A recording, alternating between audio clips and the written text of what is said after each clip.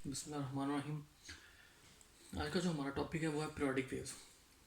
सबसे पहले periodic waves क्या होती हैं उनको हम डिफाइन करते हैं। The waves which are produced by continuous and rhythmic disturbance in a medium are called periodic waves. जब भी कोई वेव किसी मीडियम में कॉन्टिन्यूस मीन लगातार रिदमिक डिस्टर्बेंस, एक तरतीब से होने वाली डिस्टर्बेंस की वजह से प्रोड्यूस हो, उसे हम नाम देते हैं पीरियोडिक वेव। जब भी कोई वेव किसी मीडियम में एक तरतीब और लगातार डिस्टर्बेंस की वजह से प्रोड्यूस हो, उसे हम पीरियोडिक वेव कहते हैं।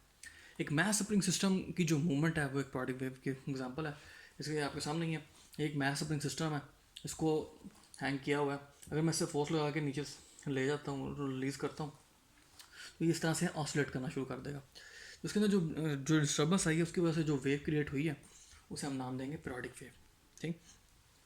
अब पीरियोडिक वेव जो होती है दो किस्म की होती है, इसकी दो टाइप्स होती हैं, एक ट्रांसवर्स पीरियोडिक वेव, एक लॉन्गिट्यूडनल पीरियोडिक वेव। ये ट्रांसवर्स पीरियोडिक वेव क्या होती है? ट्रांसवर्स पीरियोडिक वेव को सबसे पहले डिफाइन करते हैं, the periodic wave which in which the displacement of particles of medium is perpendicular to the direction of motion of waves are called transverse periodic wave. Transverse wave transverse wave क्या होती है? Transverse wave एक ऐसी wave होती है जिसके अंदर medium के पार्टिकल वेव की मूवमेंट के परपेंडिकुलर मूव करते हैं। अब जब वही मीडियम के पार्टिकल्स की मूवमेंट पीरियोडिक हो जाए, तरतीब से होना शुरू हो जाए, तो ऐसी वेव को फिर हम नाम देंगे ट्रांसवर्स पीरियोडिक वेव। ऐसी ट्रांसवर्स वेव को ट्रांसवर्स पीरियोडिक वेव का नाम देंगे। मीन्स जब ट्रांसवर्स वेव एक पीरियोडिकली प्रोड्यूस हो, एक रिदम से प्रोड्यूस हो, उसे हम ट्रांसवर्स पीरियोडिक वेव कहते हैं। यहाँ पे हम उसकी एग्जांपल ड्रॉ करेंगे। उसी तरह ये हमारे पास एक मैस स्प्रिंग सिस्टम है। ये स्प्रिंग के एक एंड पे हमने मैथ अटैच किया, दूसरे एंड पे को हमने किसी हुक से बांध दिया। अब इसके मैथ के सेंटर में हमने एक रस्सी, एक रोप हमने अटैच कर दी। हमने एक रोप इस तरह से अटैच कर दी। अब हम क्या करते हैं, उसके बाद इस मैथ को मैं यहाँ से यहाँ तक लेके आते हैं, डिस्प्लेस करवाते हैं। डिस्प्लेस करवाने के बाद जैसे इसे रिलीज़ करेंगे तो इस एम्पलीट्यूड के अलॉन्ग वो ऑसिलेट करना शुरू कर देगा। अब जब ये ऑसिलेट करेगा तो ये जो रोप है वो भी ऑसिलेट करना शुरू कर देगी। उसकी ऑसिलेशन, उसकी मूवमेंट इस तरह से होगी, ये जो ड्रॉ की गई है। अब ये जो ऑसिलेशन इसके अंदर जो प्रोड्यूस होगी, ये कौन सी वेव है? देखें, ये जो रोप है, रोप के उत्तर एक दफ़ा ऊपर की तरफ मूव करती है, नीचे की तरफ, ऊपर नीचे की तरफ मूव कर रही है। तो ये जो वेव है किसके अंदर क्रिएट होती है? रोप के अंदर। वो है तो ट्रांसवर्स वेव। लेकिन क्योंकि मैस स्प्रिंग सिस्टम वो तरतीब से नीचे की तरफ आता है, फिर ऊपर जाता है, फिर नीचे आता है, फिर ऊपर जाता है, इस मैस स्प्रिंग सिस्टम की मूवमेंट पीरियोडिक है। मतलब इसके अंदर जो वेव प्रोड्यूस है वो पीरियोडिक है। अब लिहाजा पे इससे प्रोड्यूस होने वाली ये जो स्ट्रिंग के अंदर वेव है, ट्रांसवर्स है, वो भी पीरियोडिक होगी। इस तरह से वो तरतीब से क्रस्ट प्रोड्यूस होता है, फिर तरतीब से ट्रफ प्रोड्यूस होता है, फिर इसी तरह से सो ऑन कंटिन्यू होता है। मीन्स कि इस स्ट्रिंग के अंदर जो वेव क्रिएट होती है वो ट्रांसवर्स पीरियोडिक वेव है।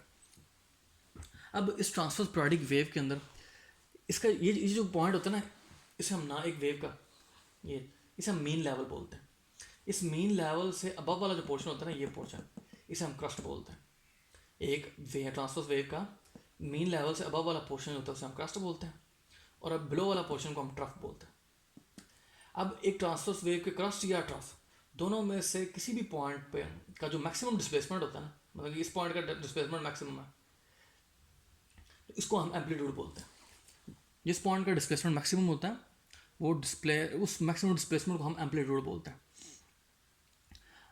अब किसी भी दो कंजेक्टिव क्रस्ट या ट्रफ के दरमियान जो डिस्टेंस होता है उसे हम नाम देते हैं wavelength. The conjunctive distance between distance between two conjunctive crust और ट्रफ इज कॉल्ड वेवलेंथ। किसी भी दो कंजेक्टिव क्रस्ट या ट्रफ के दरमियान जो फासला होता है उसे हम वेवलेंथ बोलते हैं। मतलब ये पहले एक क्रस्ट है, ये दूसरी क्रस्ट है, इन दोनों के दरमियान जो डिस्टेंस होगा उसे हम नाम देंगे वेवलेंथ, मतलब वेव की लेंथ। इसको हम लैम्डा से रिप्रेजेंट करते हैं। अब यहाँ पे नेक्स्ट चीज़ है कि जितने टाइम के अंदर, जितने टाइम में एक वेव किसी भी पॉइंट से गुजरती है उसे हम नाम देते हैं टाइम पीरियड का। The time for which that wave travels the distance of wavelength is called time period. एक वेवलेंथ जितने टाइम के अंदर अपनी पूरी लेंथ को कवर करती है या किसी पॉइंट से पास करती है उसे हम नाम देते हैं वेव लेंथ।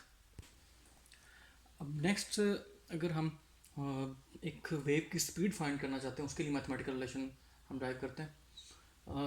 हमने ऑलरेडी पढ़ा हुआ है s is equal to v cross t formula, जो उससे हम उसको लिखते हैं इस सेंस में, v is equal to distance divided by time, distance cover divided by time interval.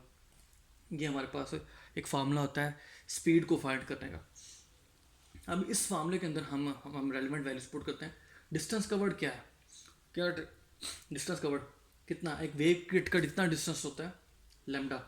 एक वेव लेंथ कितनी होती है किसी वेव की, लैम्डा, तो उसका टोटल डिस्टेंस भी क्या हुआ, वो लैम्डा। तो यहाँ पे डिस्टेंस को हम लैम्डा लिखते हैं। टाइम इंटरवल, अभी मैंने टाइम पीरियड की डेफिनेशन बताई थी, जितने टाइम के अंदर एक वेव लैम्डा, मतलब अपनी वेव लेंथ का डिस्टेंस किसी पॉइंट में से कवर होता है उसका, या जितनी टाइम के अंदर एक वेव किसी पॉइंट से पास करती है उसे हम टाइम पीरियड बोलते हैं। तो ये टाइम पीरियड को या टाइम इंटरवल जो है कैपिटल टी से रिप्रेजेंट करेंगे। यहाँ पे ये टी कैपिटल टी जो टाइम पीरियड को रिप्रेजेंट कर रहा है, तो हमारे पास v is equal to lambda over T, हमारे पास ये रिलेशन आ गया। हमने पढ़ा हुआ एफ इज इक्वल टू होता है 1/t। यहाँ से वैल्यू इधर पुट करोगे तो v is equal to f lambda, हमारे पास फार्मूला आ जाता है। तो ये एक फार्मूला है किसी भी वेव की स्पीड, फ्रिक्वेंसी और वेवलेंथ के दरमियान रिलेशनशिप का, उसको फाइंड करने का। नेक्स्ट दूसरी टाइप है पीरियोडिक वेव्स की, वो है longitudinal periodic waves. Longitudinal periodic waves क्या होती हैं, सबसे पहले उसमें डिफाइन करते हैं। The periodic waves in which particles of the medium vibrate along the direction of motion of waves are called longitudinal periodic waves. ऐसी लॉन्गिट्यूडनल वेव्स जिनके अंदर मीडियम के पार्टिकल्स की मूवमेंट पीरियोडिक हो, उन्हें हम नाम देते हैं लॉन्गिट्यूडनल पीरियोडिक वेव्स। जो लॉन्गिट्यूडनल वेव्स हैं उनके मीडियम के पार्टिकल अगर पीरियोडिक है उनकी मूवमेंट, तो उसे हम लॉन्गिट्यूडनल पीरियोडिक वेव कहेंगे।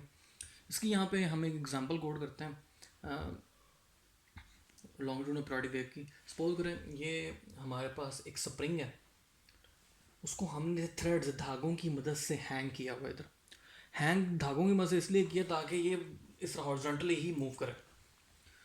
उसके बाद क्या होता है, तो हम इसको ना मैस ये जो स्प्रिंग है इसको हम फोर्स लगाते हैं, ठीक है।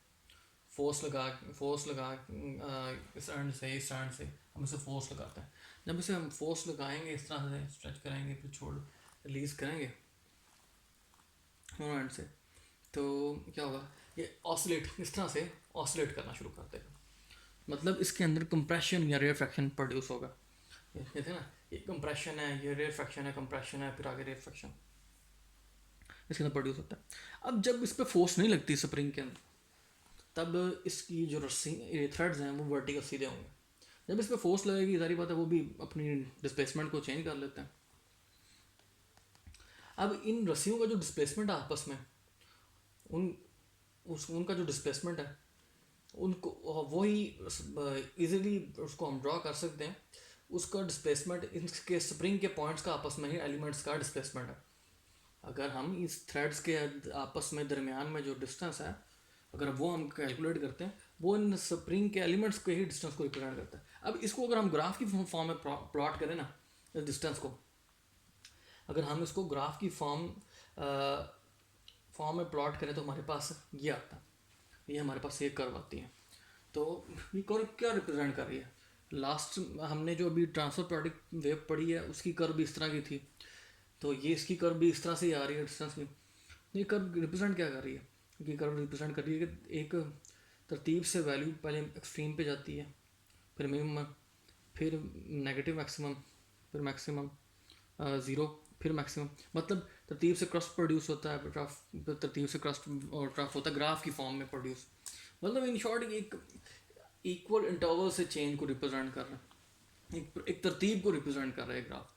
लिहाजा इस मैथ स्प्रिंग सिस्टम के अंदर जो वेव प्रोड्यूस होगी वो उसे हम नाम देंगे, वो है तो लॉन्गिट्यूडनली वेव, ओके। जो इस तरह से वेव क्रिएट होती है, ऐसी वेव जिसके अंदर मीडियम के पार्टिकल की मूवमेंट पैरेलल होती है अलॉन्ग द वेव, उसे हम लॉन्गिट्यूडनल वेव कहते हैं। इस स्प्रिंग के अंदर जो वेव क्रिएट होगी लॉन्गिट्यूडनल तो है ही, क्योंकि ये एक तरतीब से मैक्सिमम मिनिमम को अप्रोच कर रही है।